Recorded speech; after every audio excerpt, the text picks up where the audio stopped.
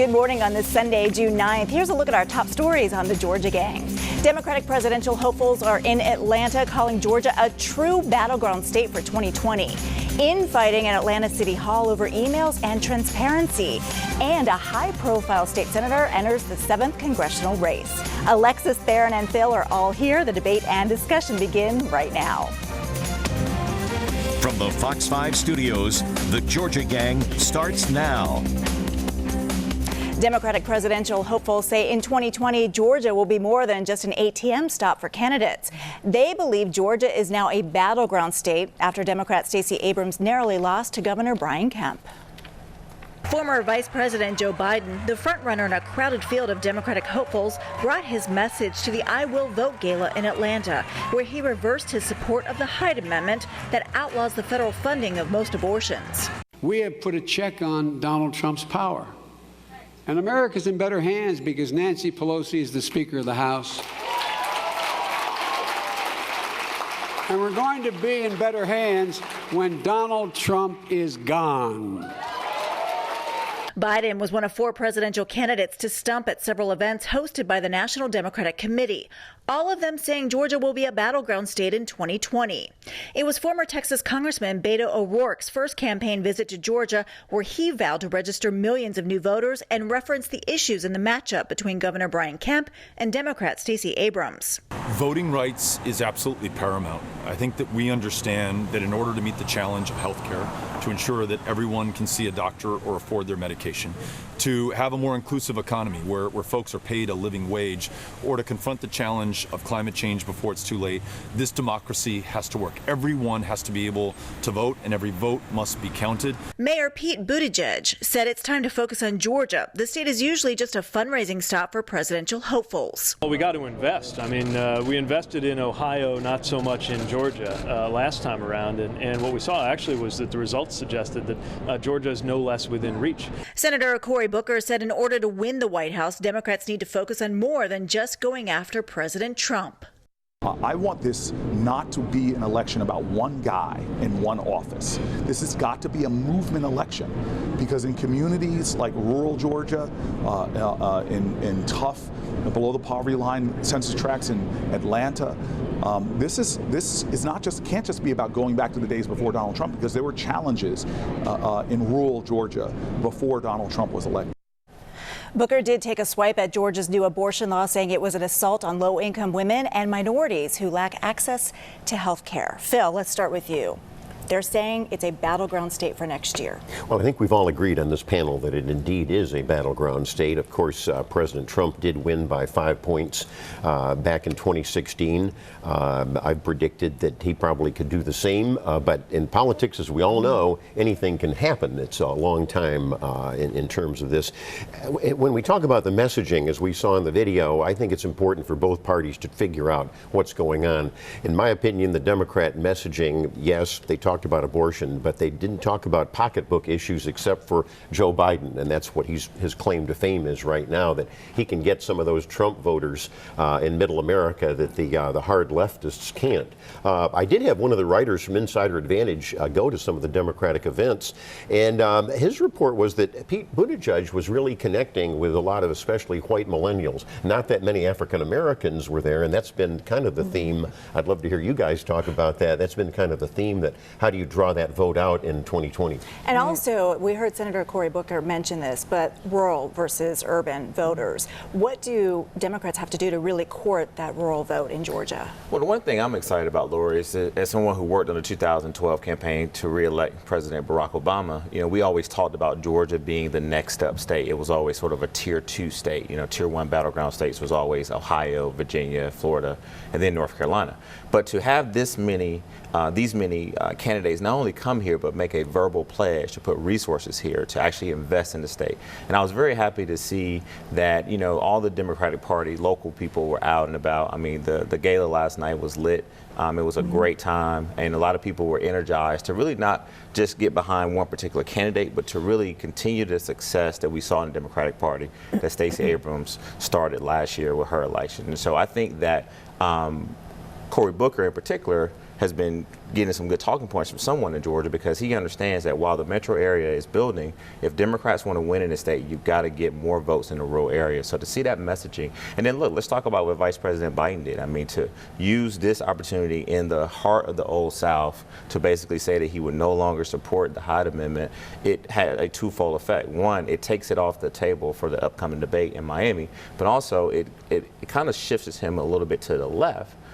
With some of the people that have been really pushing him to reverse his stance at a time where he sort of doubled down on it earlier in the week. Well, I'm sure that his opponents, though, will say he flip-flopped on the issue, and they'll go after him on that. But, Alexis, I want to ask you, is it really a smart strategy for Democrats to mention the heartbeat bill, especially here in Georgia? Well, absolutely. It's the elephant in the room, my goodness sakes. And I think that they are all addressing that as an issue. And also, I think a lot of the strategies that they're coming up with is due to their visits with Stacey Abrams. They've all paid homage to her by making appointments to speak with her about what to do about these things. And of course, she has the organization Stay and Fight, and so she's also scheduled to meet with Hollywood officials in Los Angeles like next week to talk about that campaign, not to boycott, but to stay and help fight the bill. Well, that flows right into our next issue, because groups that support Georgia's new so-called heartbeat abortion ban are pushing back against Hollywood companies that have threatened to pull out of the state if the law goes into effect.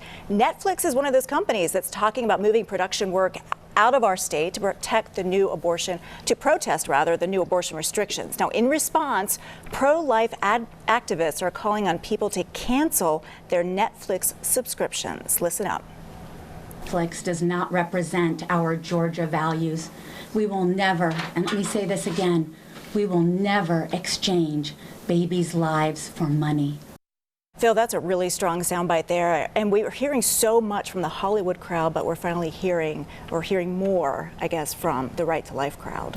Yes, I think a couple points. Number one, let's look at the language very carefully of some of the Hollywood folks that are talking. They're saying if this law goes into effect, we will consider doing this.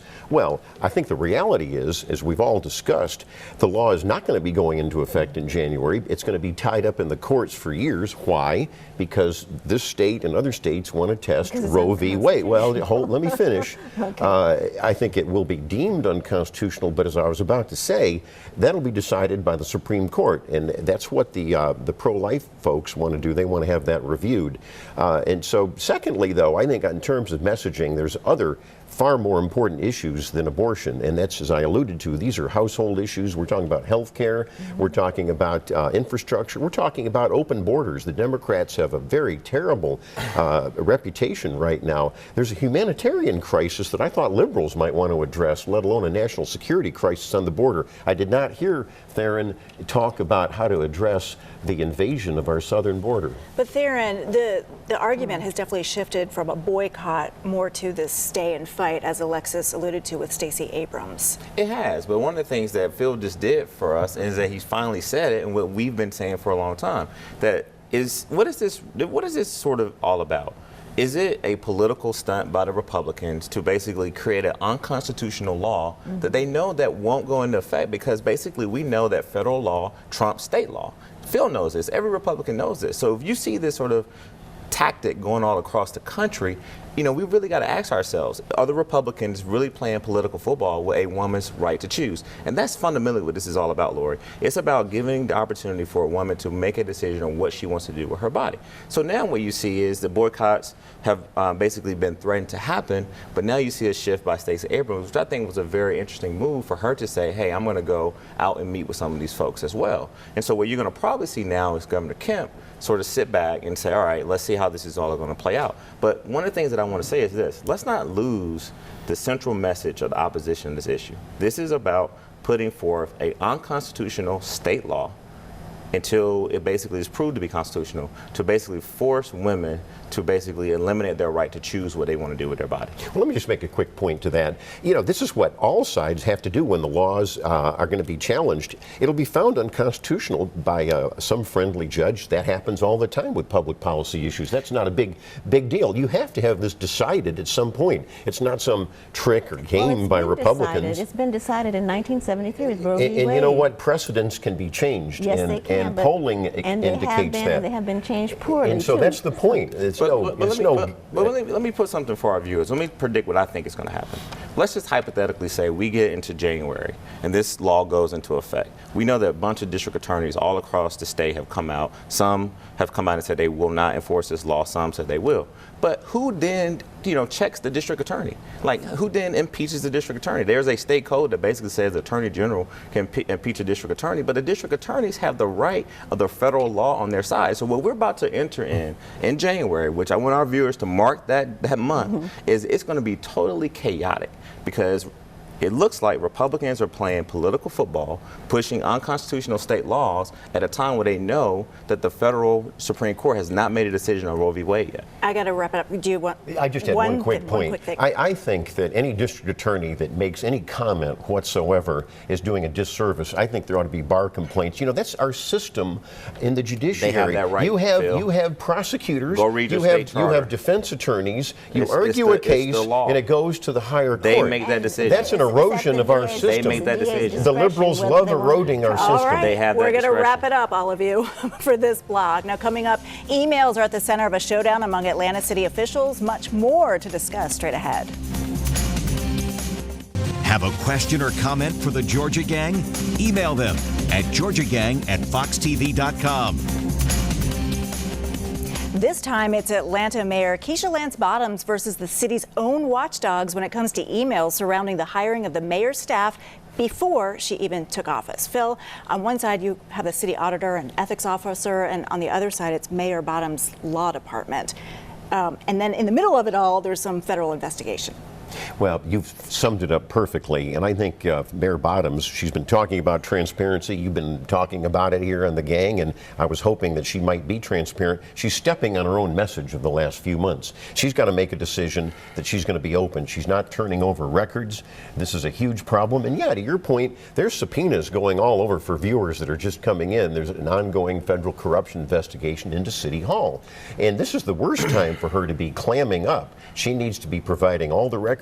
She's doing this because Prosecutor B.J. Pack, the federal prosecutor, is trying to get all this information, and subpoenas are flying all over City Hall. Theron, if she's got nothing to hide, why not turn over these emails to another department within the city? Isn't it fair to say that this has been the most transparent mayor? I mean, as journalists, and no. But as I said before, the bar was not set very high. But listen, answer my question. Don't cut me off. Can we not say that this mayor is the most transparent mayor? Lori, in your decade plus years of reporting, no mayor has turned over as much information as this mayor. It's basically facts. Now, you may not like the speed of it. You may not like what you find. Some reporters, like Dale Russell, our very own, have basically been able to write stories and come up with stories because of the open checkbook, right? He goes right into a website and gets all this information. So my point is, then why doesn't she just turn these over this is the too, thing. since she is the most transparent mayor? Right. As you said. Why not? Okay, so with that being said, we agree that she is the most transparent mayor. What we entered into is a legal dispute amongst themselves internally, okay? She has turned over a majority of emails. We're talking about roughly 109,000 emails, okay? And so the thing is that I think what her posture and her administration said, based on the statement that was released, is look, if it's all about transparency to basically eliminate corruption and to basically give taxpayers more access to government so it can work for them, absolutely. But if it's just a couple individuals who have a senseless request to basically, a request for that's information. not what's happening. She needs to show leadership. The city auditor and the ethics officer, and you're calling them senseless. No, I'm saying I'm not calling them senseless. Don't put words in my mouth. I'm saying the amount of the requests is basically to cater to a few individuals that want this information. Look, Mayor Bottoms has been criticized by her own party, by former mayors, former council members, for releasing too much information, at the time, right, Lori? What former mayor criticized her? No, I have former I've mayors. never heard that. Former mayors. Which ones? No. What I'm saying is this. Nobody. Guys, let me just say this. I think it's disingenuous to come on this show, and just because you got one little article with an auditor who demands to do his or her job, to make sure they do it, but don't come on this show and try to criticize this mayor and say she hasn't been transparent. I mean, that is the most baseless attack. I mean, because I never said she wasn't transparent. Right, but so Phil don't said put words it. in my mouth. But Phil said it, and then y'all question me. I'll own that because she has not released the documents. She has not released the information you want to read. Well, right, and this is the thing. You don't get a chance to pick and choose what you want to read. That's why the federal prosecutor is having to pry loose from this administration. They're not prying loose. Well, let me tell you something. The other thing is it's a legalese thing that's going on too. And wanting the auditor wants unredacted stuff, everything. And so the mayor is saying, wait a minute, these people, there may be some things that implicate people who are not have anything to do with the issue, and she wants to redact and review stuff before she releases it. And I think that's a reasonable position to take. Well, okay, let's move on. The lawyer for House Speaker David Ralston responded this week to bar complaints that the Speaker delayed justice to crime victims, citing his legislative duties. Ralston's attorney called the accusations political and without merit. Theron, is this the type of response that you should give? Look, y'all know where I stand on the Speaker. I've been. But he's going to fire his critics here. Hey, here we go. Yep, I'm fired up. I've been very clear on where I stand on this issue in regards to the Speaker.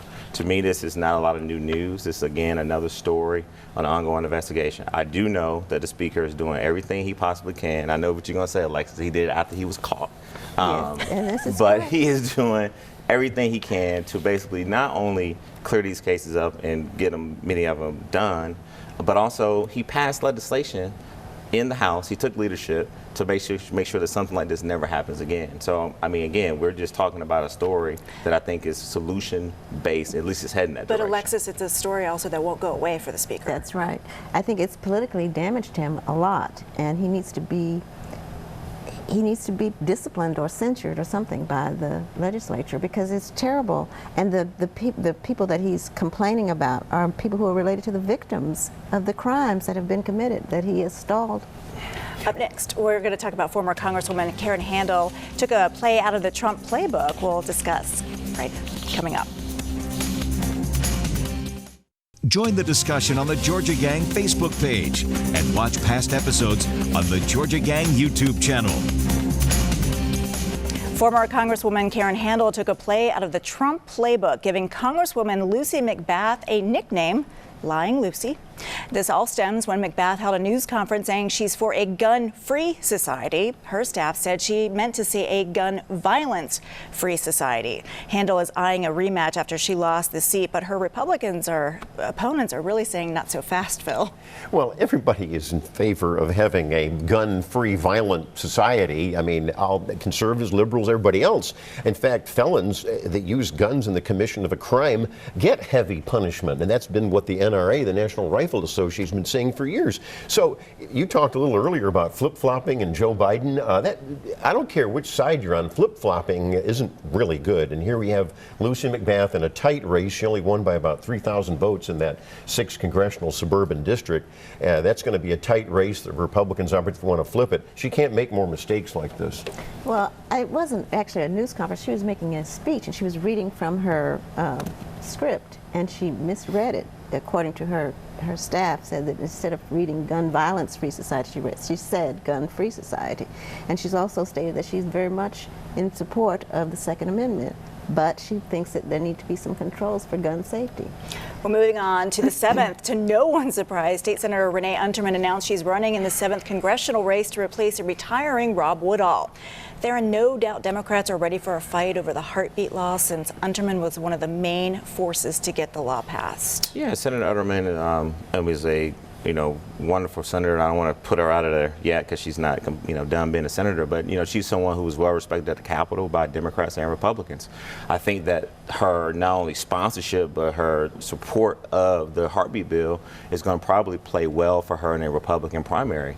The one thing we got to wait and see is that she can be slaughtered. Yeah, so when you get to the general, and she's got a good team of people working for her. I know they're thinking about, okay, how do we kind of pull it back a little bit in a district that we truly know is a purple district. I mean, Carolyn Bordeaux came roughly about 500 votes short of winning that district. And so I think that while she may she's going to kind of balance her messaging in the primary, because I know that ultimate goal is to try to win the general. But also, let's not get ahead of ourselves. There's a lot of people in that Republican race over there as well, a lot of newcomers, a lot of new faces to politics. And so it's not a shoe-in for her, but she definitely comes in as a favorite. Well, she has the name ID, Phil, but I keep thinking of that picture of her with all of the state senators behind her, all white men. Do you think that picture will come to haunt her in a congressional race in the 7th? No, and I think Theron's partially right in his analysis. I'm glad to see a Republican primary because it focuses on other issues that the Democrats and liberals don't want to talk about. People want to talk about the kitchen table issues like health care